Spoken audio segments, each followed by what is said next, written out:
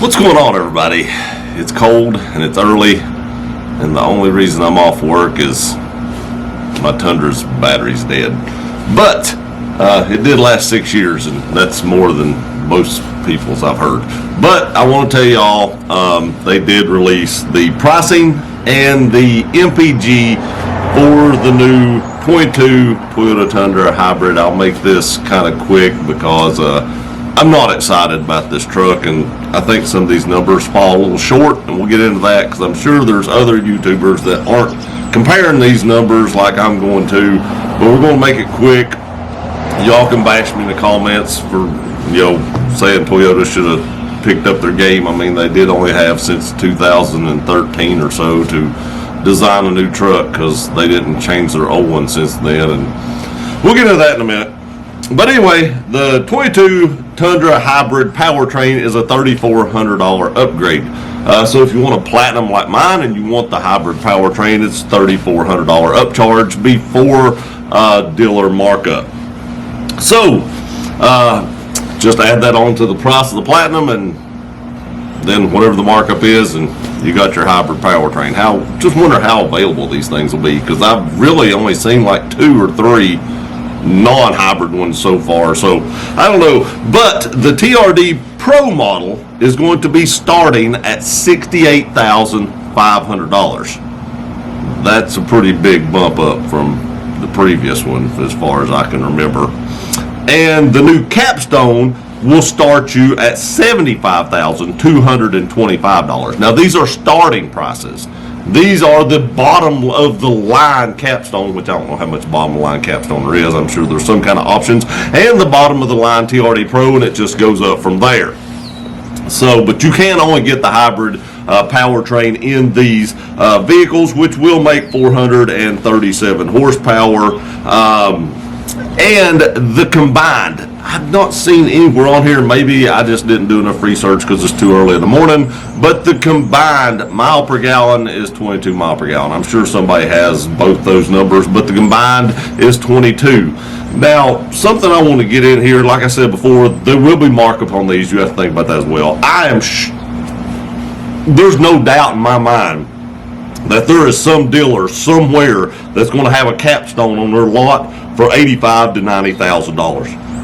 It's going to be ridiculous, and it wouldn't surprise me to see TRD Pro models at $75,000 to $80,000 with dealer markup. It's just going to be stupid.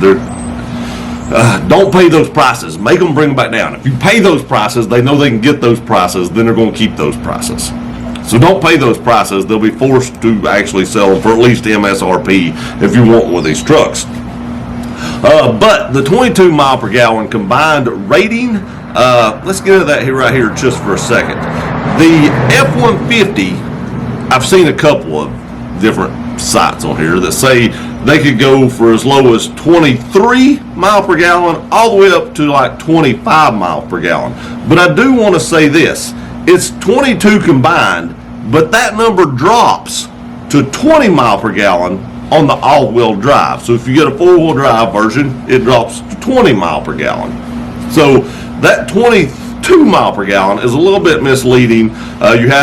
Most people's probably going to buy the four-wheel drive, so you won't quite get the 22 mile per gallon. I do want to say something though. They tested the TRD Pro and it hit 60 mile per hour in 5.7 seconds and finished the quarter mile in 14 and a half seconds at 92 mile per hour. That's pretty good numbers for a full-size truck. I got to give them that. That's pretty quick for a full-size truck. Now, here we go again. We look at the capstone, okay? Starting out at $75,225. Now, I did some research, and the pricing for a limited, which is the top of the line F-150, will be $76,030. So the capstone is going to be a little bit cheaper, but it's very comparative to the F-150 in that range. But the F-150 will get you a little bit more mile per gallon. Now, I don't want an F-150. I don't trust F-150s. I'm just comparing the two because, like I said, Toyota has had forever to think about this truck because they didn't change the old ones. So why did they not beat the competition? There again, I know there's people out there that's going to defend Toyota, and I love Toyota. I'm not, I love my truck. But why do you not try to beat them? You've had since 2013 to think about what you was going to do, because you literally didn't hardly change anything. You just kept pumping these trucks out. So you could have been designing this truck the whole time, thinking about what you was going to do. Again, I'm just a little disappointed. It just seems like the competition has outdone them once again by just a little bit. Now, when you think about it, you may say, hey, 2 or 3 miles per gallon ain't that much until you drive it all the way across the United States on a road trip or something. Then 2 or 3 miles per gallon becomes a little bit bigger number, and over the life of the vehicle, it also becomes a little bit bigger number. And you're going to have people out there that go, hey, if you're worried about mile per gallon, why'd you buy a full-size truck? And I'm going to say, hey, why can't Toyota keep up? Don't matter if I'm worried about mile per gallon or not. The fact is, keep up. If you want to stay relevant, keep up. I don't know. It's just irking me. I expect more. That's my problem. I feel like Toyota's up here and the competition should be down here because of the reliability and stuff like that. So I expect this out of Toyota. I don't expect this. I expect this. I'm holding them to this standard, not this standard. Why do you all that put comments, not everybody, but why does the people that put these comments allow Toyota to be here and expect this out of them and not expect them to be up here? I don't know. I appreciate y'all watching this video. Please like, share, and subscribe. Love you guys. See you next time.